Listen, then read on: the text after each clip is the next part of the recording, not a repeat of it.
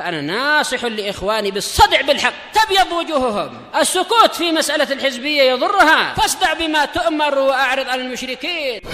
سلامي على دماج ورجالها والشيخ يحيى ودار العلم يا سعد بانيها. Bismillahirrahmanirrahim. Alhamdulillahirabbil alamin wassalatu wassalamu ala rasulihil amin wa ala alihi wa ashabihi wa man tabi'ahum bi ihsanin ila yaumiddin. Amma ba'd. Ikhwanil kiram rahimani wa rahimakumullah. Telah kita ambil pada pertemuan yang lalu contoh-contoh yang dibawakan oleh Imam Muslim rahimahullahu ta'ala berkaitan dengan hujjah beliau seputar hadis mu'an'an yang menunjukkan kelemahan pendapat yang mempersyaratkan bahwasanya riwayat seorang mu'an'in, ya, seorang yang meriwayatkan dengan an, dipersyaratkan harus ada dalam salah satu riwayat dia secara tegas bahwasanya dia mendengar dari syekhnya atau datang berita bahwasanya dia pernah bertemu dengan syekhnya.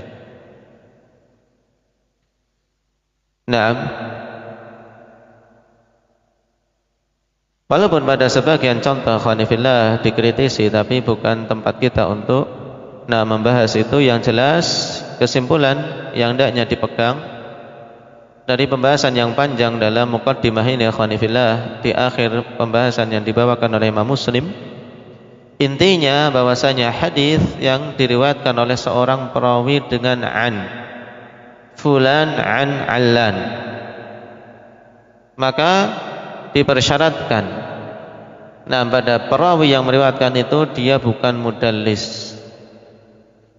Dia bukan mudallis. Dan yang kedua, dia memiliki kemungkinan bertemu dengan gurunya, walaupun tidak ada berita secara tegas dan pasti bahwasanya dia pernah bertemu dengan gurunya, tapi ada kemungkinan, imkanul luqi, ada kemungkinan bertemu karena sezaman dan sedairah. Tatkala perawi ini tidak dikenal dengan tadlis dan ada kemungkinan yang seperti ini, maka diterima riwayat tersebut.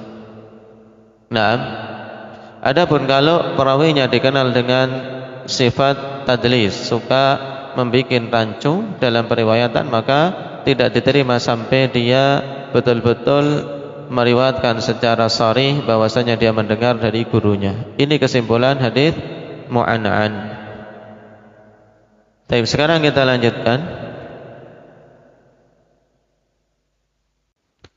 Qala al-Imam Muslim rahimahullahu ta'ala,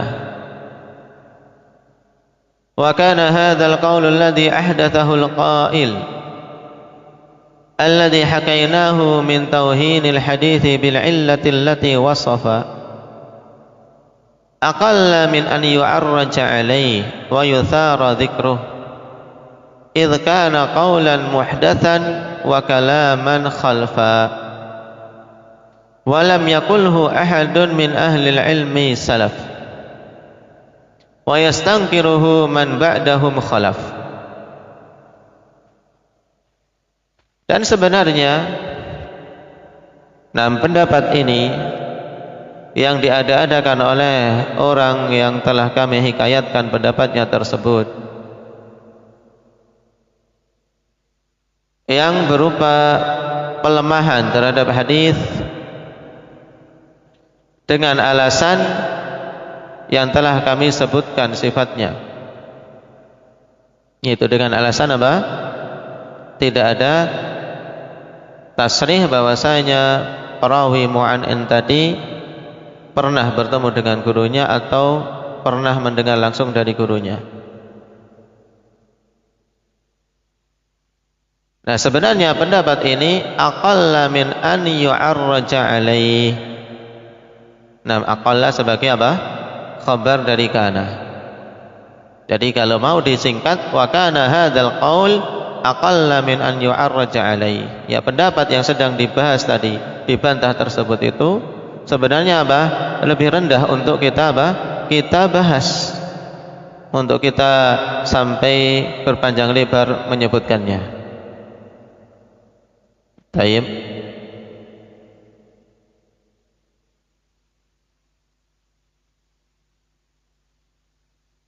Wa yuthara dzikruh, dan lebih rendah untuk nanti sebar atau apa dipublikasikan penyebutannya. Tidak perlu untuk disebar, tidak perlu untuk apa viralkan zaman sekarang. Idz kana qaulan muhdatsa, sebab itu adalah suatu pendapat yang muhdats, ya, pendapat baru yang belum didapati sebelumnya dari kalangan. Wa kalaman khalfa, nah, dan suatu perkataan khalfan ai saqitan fasida, nah, dengan sukun ikhwan, khalfa, kalaman khalfa ai kalaman saqitan fasida, yaitu perkataan yang rusak, perkataan yang jatuh, dalam artian perkataan rendah, rusak, buruk. Ini kalaman khalfa. Lam yakulhu ahadun min ahli ilmi salaf, tidak mengatakannya, tidak berpendapat dengannya seorang pun dari kalangan ahli ilmu, dari kalangan salaf. Tayyib. Salaf i'rabnya apa kira-kira? Rifki. Idz lam yakulhu atau lam yakulhu ahadun min ahli ilmi salafa.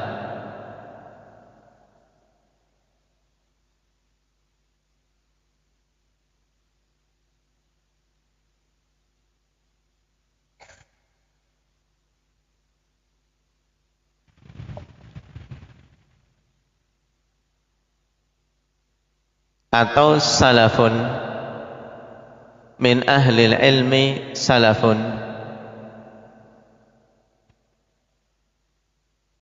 Tayyib, Rifki memilih dibaca salafun. Boleh.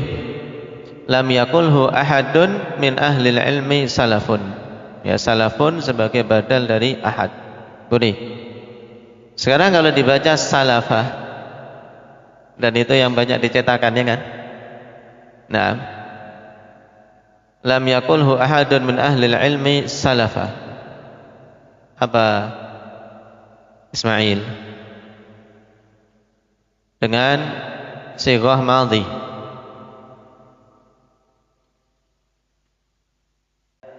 Naam, jumlah fi mahalli raf'in, sifat dari ahad. Lam yakulhu ahadun min ahli ilmi salafa, tidak mengatakannya seorang pun dari kalangan ahli ilmu yang telah lampau. Baik, tidak ada salafnya. Wa yastankiruhu man ba'dahum khalafa, dan mengingkarinya, mengingkari pendapat tersebut ahlul ilmu yang setelah mereka. Fala hajata bina fi raddihi bi aktsara mimma syarahna, sehingga tidak butuh kita untuk membantahnya lebih banyak daripada apa yang telah kami jelaskan. Tidak butuh berpanjang lebar dalam membantah pendapat tersebut dikarenakan lemahnya. Naam. Dan di antara bentuk kelemahannya tidak dikenal di zaman salaf dan diingkari di kalangan khalaf, di ulama-ulama yang datang belakangan. Nah, ini kesimpulan dari Imam Muslim rahimahullahu ta'ala. Taib.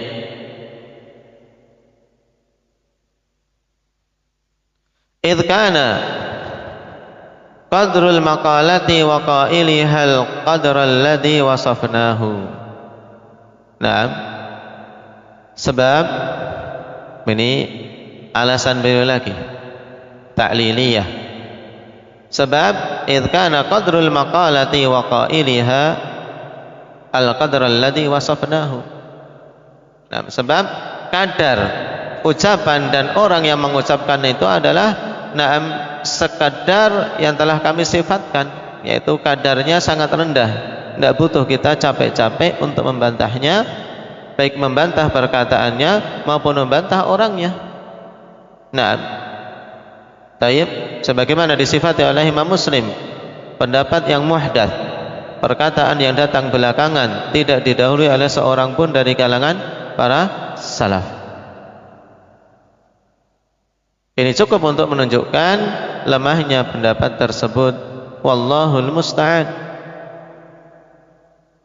Allah Subhanahu wa taala al-musta'an, ay alladzi yutlabu minhul aun, zat yang diminta darinya pertolongan. Ala daf'i ma khalafa madhhab al-ulama'i wa alaihi tuqlan.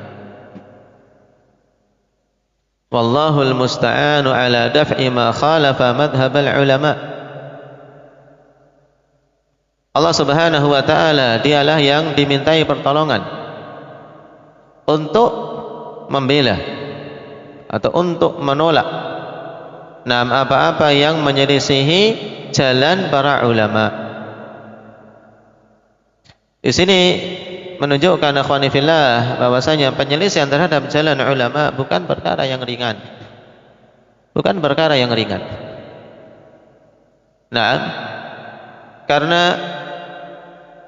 ulama warathatul anbiya, para ulama itu pewaris para nabi. Dulu Bani Israel, tasusuhumul anbiya. Bani Israel di antara umat yang sungguh Allah Subhanahu wa taala sebenarnya berikan rahmat yang sangat banyak, ikhwan. Peluang-peluang untuk mendapatkan keselamatan sangat banyak. Para anbiya sangat banyak diutus dari kalangan Bani Israel. Rasul sallallahu alaihi wasallam katakan, kanat Bani Israel tasusuhumul anbiya, yaitu yang mengatur mereka, yang membimbing mereka itu para nabi. Para nabi yang membimbing Bani Israel. Adapun umat Muhammad sepeninggal Rasulullah sallallahu alaihi wasallam, yang menduduki kedudukan itu adalah para ulamanya. Para ulamanya. Oleh karena itulah Rasul sallallahu alaihi wasallam tegaskan, al ulama warathatul anbiya. Para ulama adalah pewaris para nabi.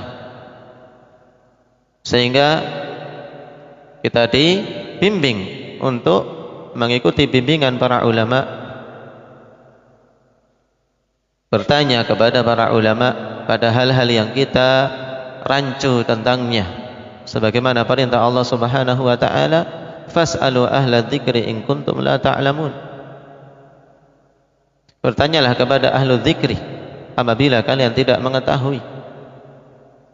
Nah, ahlu dzikir kenapa diperintahkan dan disebut dengan fas'alu ahla dzikri? Kita bertanya kepada para ulama tentang al-dzikr, tentang hukum Allah Subhanahu wa taala pada suatu perkara, bukan semata-mata bertanya tentang pendapat mereka pribadi masing-masing, bukan.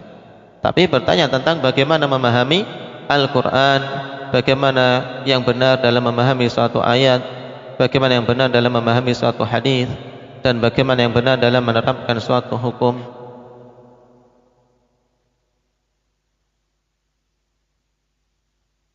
Dan ini isyarat sangat bagus dari Imam Muslim rahimahullahu taala. Nah, bahwasanya kita memohon pertolongan kepada Allah Subhanahu wa taala. Nah, dalam apa? Dalam menolak pendapat-pendapat atau perkataan-perkataan yang menyelisihi madhabnya para ulama, menyelisihi pendapatnya para ulama.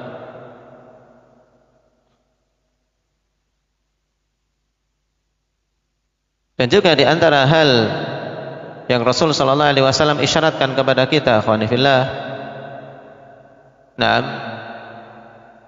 tentang pentingnya mengembalikan kepada para ulama pada hal-hal yang berkaitan dengan umat. Itu hadis tadi tentang Khawarij. Rasul sallallahu alaihi wasallam sifati orang-orang Khawarij itu hudatsaul asnan. Para pemuda-pemuda yang umurnya masih apa? Masih belia. Nah, pemuda-pemuda belia, tapi sudah berani berbicara pada hal-hal yang berkaitan dengan celaan terhadap Rasul sallallahu alaihi wasallam atau berkaitan dengan permasalahan pengkafiran dan seterusnya.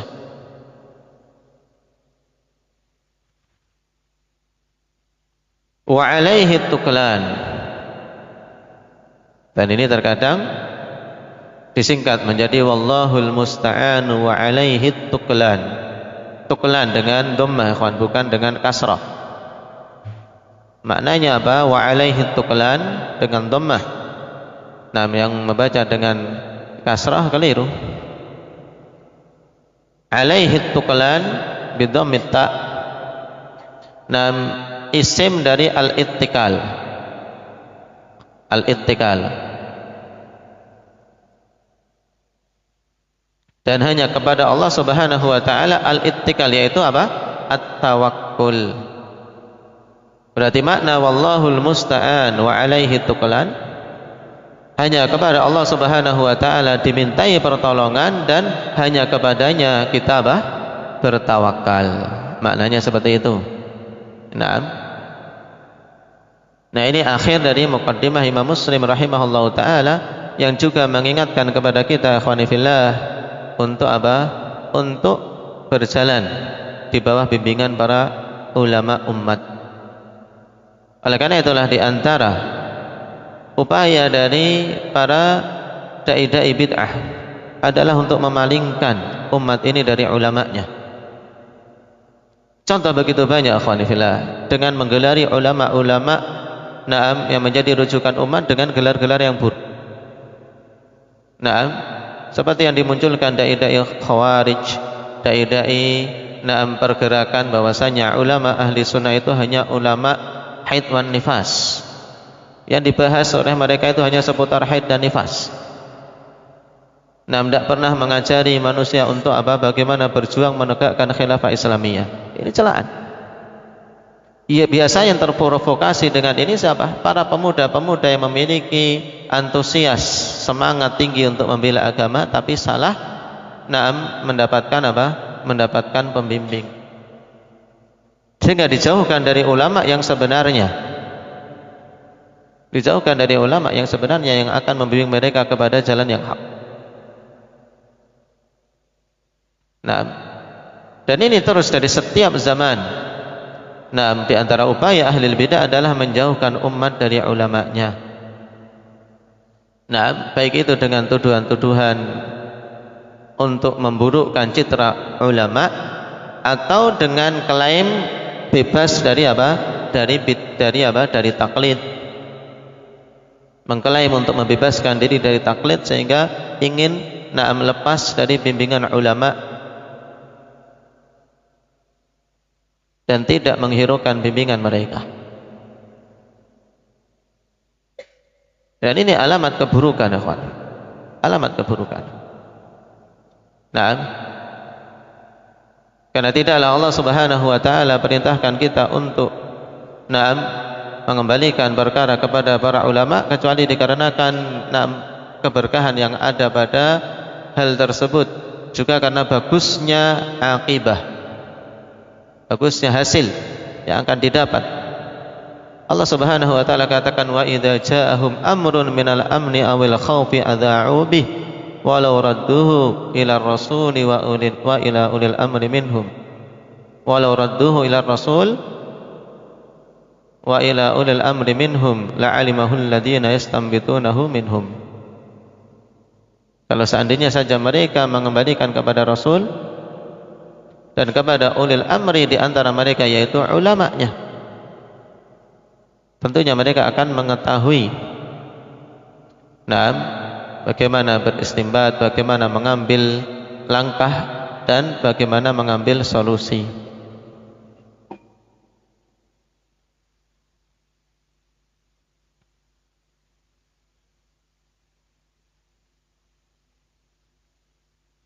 Berarti dengan ini kita selesai dari muqaddimah Sahih Muslim. Yang pada muqaddimah ini beberapa hal pokok ditekankan oleh Imam Muslim rahimahullahu taala berkaitan dengan riwayat. Telah kita lewati beberapa athar tentang pentingnya sanad, juga tentang tercelanya kadzib, karena inti dari riwayat periwayatan adalah apa? Adalah kejujuran.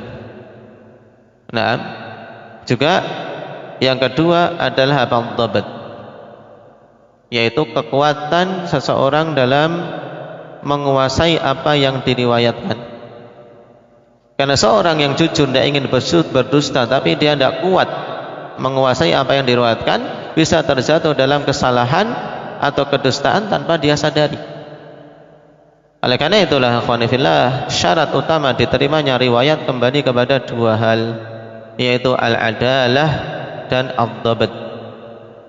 Al-adalah yang kembali kepada keadilan seseorang, terpercayanya seseorang.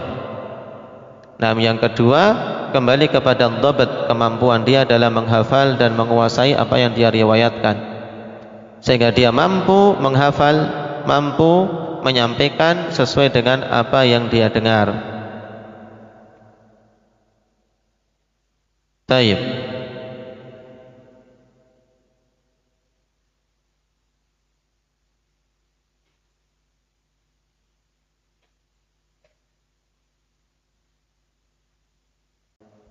Barakallahu fikum.